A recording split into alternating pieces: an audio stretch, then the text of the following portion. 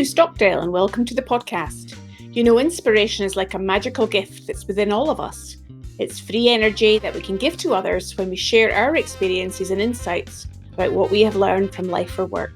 Our hope is that this podcast gives you inspiration by listening to the experiences of guests from all around the world. At the moment, we're busy preparing a new series that will launch in January. And for this month, we have created a special short series on the theme of leadership and learning.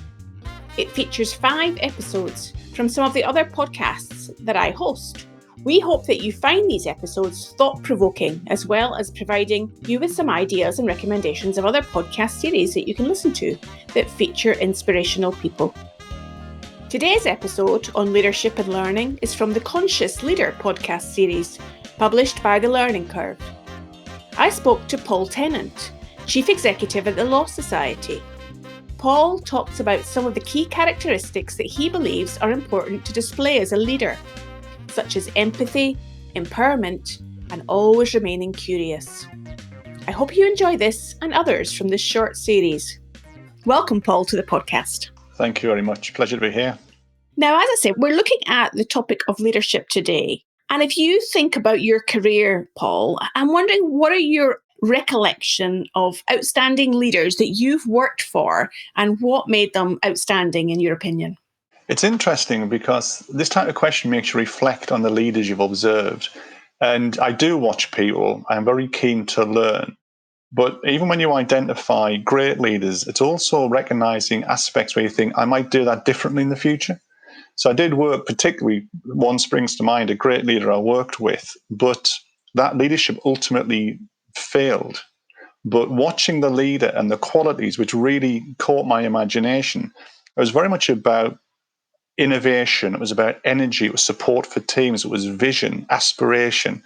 And that really highlighted how somebody could really change a dynamic in an organization, take people with them. So that was absolutely fabulous. And I was very keen to capture that as a learning point and then start to use that.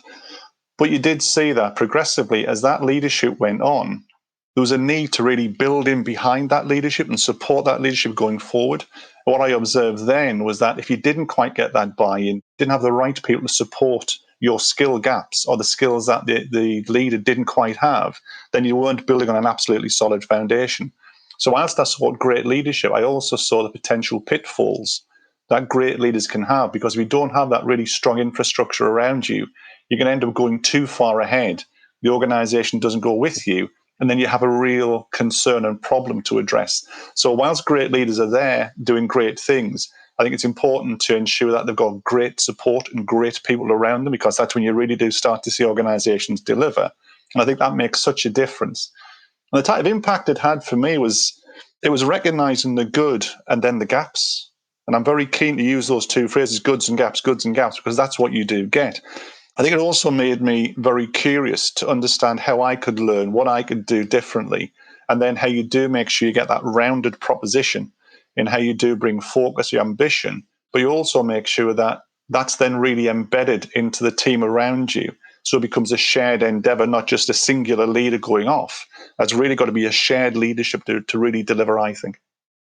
So what you're making me think about, Paul, there is if everyone is identifying their good and their gaps, there needs to be a great degree of teamness and willingness to open up and share those things. How do you create that culture of openness? I think that's about a range of things, actually. One, I think, is very much about being values-led, because all of the work I've done over the years has always been predicated on values.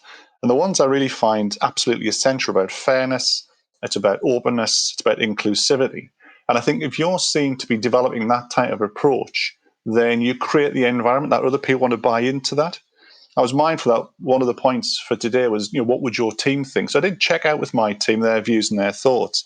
And this point about giving people confidence, giving them a clear steer, giving them space to give their own ideas, thoughts, their views. And important as a leader for them to challenge you, because it does make you rehearse your own thinking, rehearse your own ideas. It also means that people are feeling more involved in the plan, the aspirations and the ambitions going forward. And I do see this as about taking a mass of people forward, not one or two. So the more you get that inclusive and that engaged approach, I do think that really works. And I've always tried to make sure that people feel as if they're part of something, part of change, part of creation, part of ambition. And I think if you do that, you create the type of culture where people think, well, I've got an idea, therefore tell me what it is. Your idea is as valuable as anybody else's, so let's see what we can do with that. So it almost seems to me that whilst leadership is a key focus, it's also about creating great followership.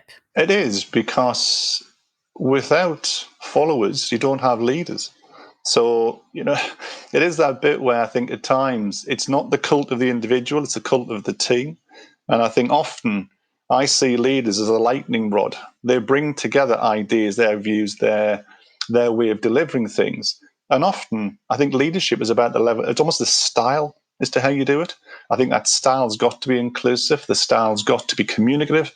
It's got to make sure that you're talking to people regularly and that's got visibility, because otherwise it does seem to operate in a vacuum. And I just don't think that's particularly beneficial. So I think your point about making sure people feel part of this is absolutely essential. Now, as you've been in the Law Society since 2017, Paul, I'm wondering, how did you initially create the culture? How did you understand the culture you were going into and then put your stamp on it, if you like? Because that's sometimes that I think that it's those transitions that sometimes leaders find challenging. It's interesting because the starting point was to talk and ask. I think, again, as ever, I didn't presume what the culture was or wasn't. I wanted to understand what it was and what it felt like. So joining the organization, particularly that time as an interim, it's trying to listen to people and understand how they feel about things, not just the practical points of things, how do they feel about it. And there was a range of issues that came forward. And in some ways, again, it wasn't about putting my stamp on it.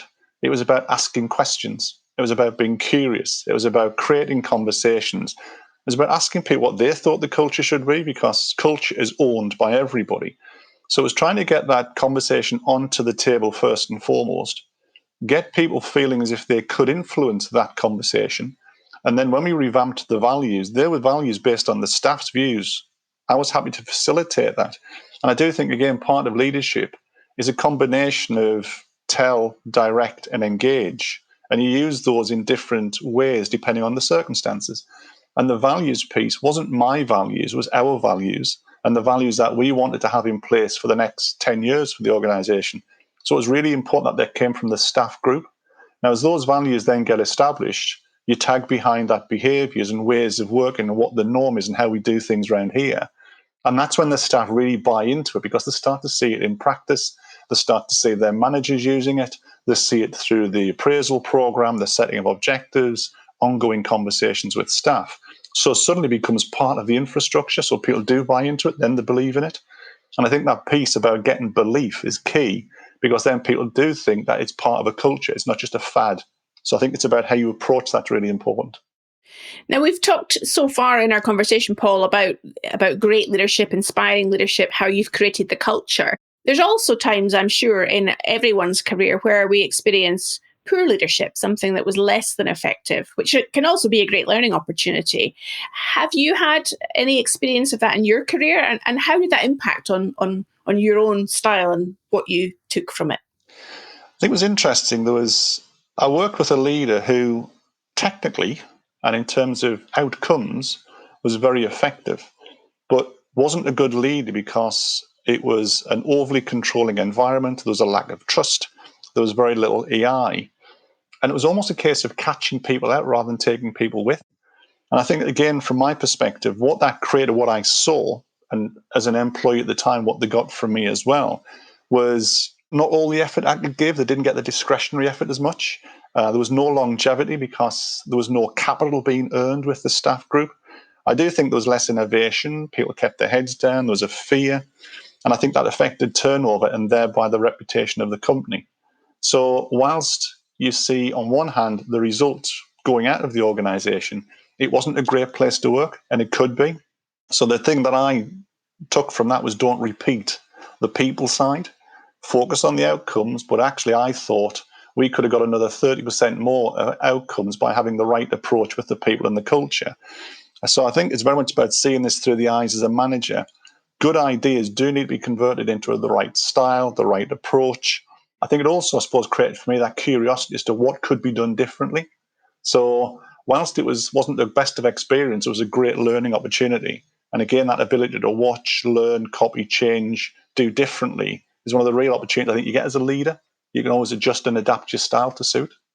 Absolutely. And sometimes we can learn the most from those experiences that aren't as effective. You've already mentioned, Paul, that you took some counsel from your team as to what they thought about your leadership style. I'm wondering, therefore, if you were summarising what they might see as your top 3 leadership qualities. What did they say, or what do you believe that they would say? Well, I did check because we do 360s. I'm always very keen to get feedback. And I always take feedback as part of the PDR process, people's personal development plans. And again, I've created an environment where people can challenge and pass their opinions. From the team's perspective, it's about a range of things. Resilience is key. And particularly how you then translate that into, as a leader, my duty is to take pressure on my shoulders, not to exert pressure down through the organization. So that resilience piece is important. Empathy and empowerment, making sure that you do understand the pressures on people, but give them space to get on and use their own minds and their own initiatives. I think being respectful and having a much more open communication style, I think has helped people to recognize that the values are meant, not just said. So again, it's really important that people see and hear what you do and believe what you do. So I think the team felt that was quite an authentic approach, quite honest in terms of how I saw things. I think they felt the impact of that meant that they could give themselves more effectively, because they did feel as if there's the space to grow into, the opportunity to do things, be part of what was going on, and that I would listen to them. So I'm hearing that when we have an innate belief in other people's potential, we give them the space to do that. Ultimately, it impacts on the organization's outcomes. It does. And I do genuinely think that everybody wants to be valued. In some shape or form, everybody wants to be valued. So if you can capture that belief that you will be valued, I think you do get more. Back to my point earlier about discretionary effort, you do get more discretionary effort because people will go that extra step to support the organization. But I think it just comes back to dealing with people as people.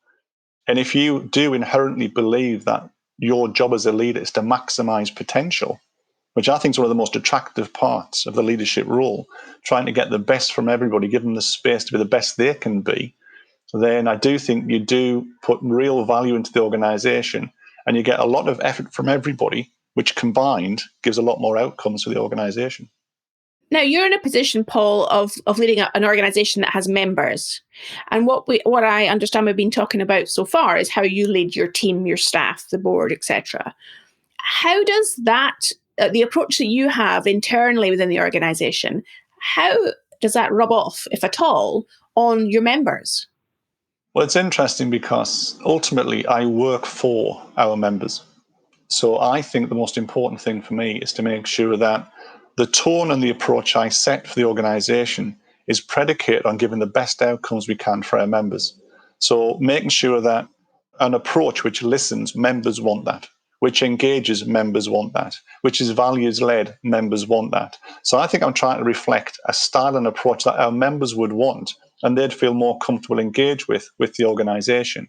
And part of my job is then to project how we approach work, how we approach change, how we approach the future, because I've got to give members confidence that we are good enough and capable enough to do what they want us to do and to deliver what they would like for themselves, for their firms, and for society, which is part of the organization's job. So I do see it about making sure that we create a really effective internal operating environment, which members would think, that works for me, that makes sense, and it's actually having an impact. Because at the end of the day, we are judged by outputs and outcomes for our members. And I've got to try and make sure that we are seen to be leading edge, we are agile, we're responsive, we're listening, we're engaging, all the type of characteristics they'd want for themselves and for the organization, I've got to make sure are clear and demonstrable within the organization.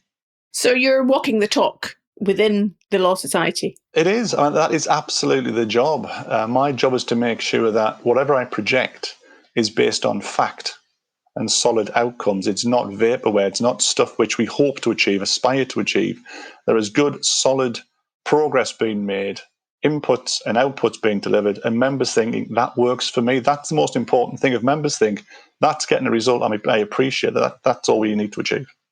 So the maximizing potential ethos actually goes far wider than just those that you're leading within the organization. That's actually the belief around helping your members to do that as well. Well, part of our job with our member offer is to help people throughout their career. So it's really important that we understand what that means, what they want, when they want it, how they want it, particularly now we move into a digital environment and all the current COVID situation we're dealing with.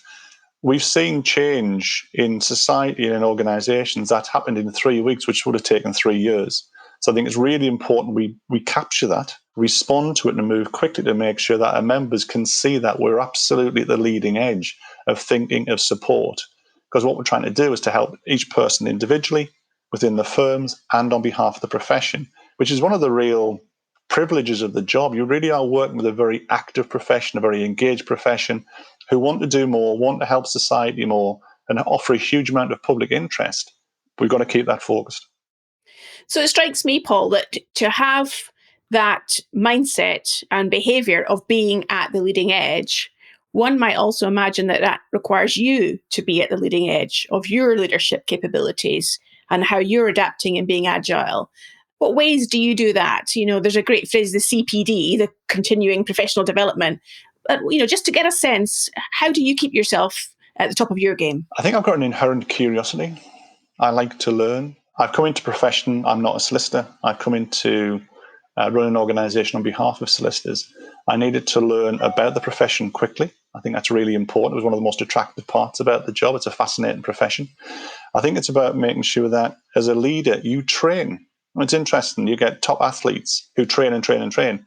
People often become managers or leaders and forget that you've not arrived. It's a position you're in, but you've got to build that skill set. So I do coaching. I've got training programs across the organization. I engage with those trainers. I do additional reading because I just like to understand what more I can do to raise my game. And leadership is changing constantly. The environment's changing constantly. And I think a lot of the models and principles change quite quickly as well. And I think it's how you just recognize those shifts and adapt and tweak and change. And again, like athletes, you're not saying I'm going to overhaul, but you're just looking at ways and means where you can improve a little bit here, a little bit there, a little bit. Because I think if you don't have that curiosity, then you won't drive change because you won't change yourself. You won't have ambition because you don't have ambition for yourself. I think that type of approach has got to be inherent in you because that's when you can actually project it to others because it is what you believe in as opposed to, well, I need to say this, don't I? No, if you don't believe it, don't say it. Well, that makes absolute sense. Now, another quality that we know is essential for leaders, in addition to what we already talked about, is what we call the pause, which is about prioritizing time for thinking, being objective when making decisions, and as we've talked about, looking at this, perhaps the status quo or what needs to be shaken up or changed. What would your take be, Paul, on the value of pausing? And if so, how do you make that happen for you?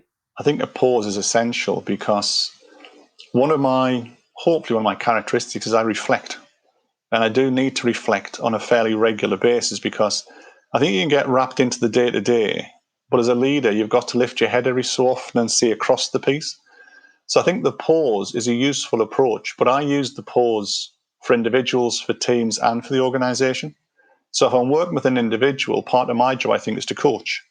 The pause is stepping back and having a conversation with somebody to help them step back a little bit and look at their own skills, the work that they've done, their approach, their thinking, take a little bit of heat out of the situation, just ask them to reflect a bit about where they'd like to go, how they're delivering, what that might look differently, and ask them to reimagine every so often. So I think part of my job is to create the pause for people. Within teams, it's also about giving a team an opportunity to reflect and reimagine how it does things. And I think that's essentially, again, in any change program, I'm not trying to impose change. I'm trying to create the question of change and what change might be and create that capacity and capability in the team to reflect on change. So again, I'm encouraging a pause with them.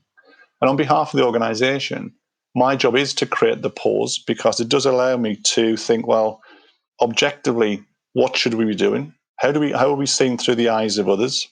What could we do differently? I don't really like the status quo. I do like change inherently. But I think that is not change for the sake of. It's trying to make sure that change is measured, it's effective, it's considered, and it's built on a desire to make things better continually. It's not for the fun of it. And I think if you can get that across to people, that the world is changing, the environment is changing, we must change, I think it does become part and parcel of life, as opposed to something which has to be a set piece, it's a new program, it's whatever. I think it does have to be trying to get people constantly thinking average isn't good enough. And certainly for the Law Society, I'd love us to be a world-class organisation. We have a worldwide brand. We do need to demonstrate our world-class ability because we've got brilliant skills, great things to say, excellent professional support. We need to get that across very, very clearly to people. We need to be as good as the offer we're trying to put through the profession. Therefore, we've got to continually raise our standards. So I think the Pause Act is important because that reflection does make you think, actually, other people might tell us, but you can also do quite a lot of self-diagnosis. And I think it's important. I'd rather find out myself what we're doing wrong than other people have to tell us. So I think that piece of reflection is really important. I'm getting the sense it's about pace and pause. Pace to keep the organisation and yourself moving forward. And to do that, you need to take the pause to do the reflection. You do, but that's still got to be built within a context of the direction you wish to go in. So whilst you're in pace and pause, the reason I wanted a 5-year plan for the organisation, because it does allow us to say to people, but you can see the direction, you can see the objectives, you can see the type of outcomes we'd like to achieve. So the what is quite clear. The how needs to adjust a little bit. It's a little bit of duck and dive every so often, because we've got to make sure that as the world changes, we realign our feet quite quickly, still going towards the same types of outcomes and aspirations, but guaranteed things will change continually. And COVID's a very good example. Suddenly comes inside left. Within a matter of weeks, we've absorbed it. We're dealing with it. We're still dealing with the future at the same time. So the ability to do that, I think, is essential for leaders and for organisations. So finally, Paul, what would your 3 pieces of wisdom, based on all of your career of leadership, experiencing it and being a leader, what would you encourage our listeners to take away if they may want to improve their leadership capabilities and be even more effective? So there's 3 things that continually drive me. Being curious always would be the first one, because I think that underpins the desire to learn, to practice, to be interested in what is being done, interested in what other people are doing, and what can be achieved. So that curiosity piece is really important. I think the point about pushing yourself frequently, challenging your own thinking, objective evaluation, making sure that status quo doesn't become the norm and try and disrupt that. And that's not disrupt for the sake of, but disrupt, I think, is a useful word because it puts your mind in the right place for the type of questions, the type of approach, and the type of things you want to do. And be clear that it is about your job. Your job is to push and to challenge and to be a little bit more side left than others might be. I think the third element, going back through my career, is to focus on people. It's about how you can support, how you engage, how you inspire, but importantly, create a great environment that people feel as if they can challenge. They're very clear of the expectations of them, but they've got scope as to how they do that and how they deliver it. I think it's about supporting people, having belief in them. Because I do find if you have a belief in people, they give that back to you and belief in you and the organisation. And I think that focus on people is the best way to get aspiration delivered in an organisation, because everybody wants to do well. Everybody wants to say they work for a great organisation. Everybody wants to say they've delivered great things. I think my job is just to make sure you give them the environment to do that. So wise words from you, Paul. And during our pause to have this podcast conversation today, I think we've really learned about what are some of those important leadership characteristics that are important to you and that would help organizations to consider ensuring that their leaders are displaying as well.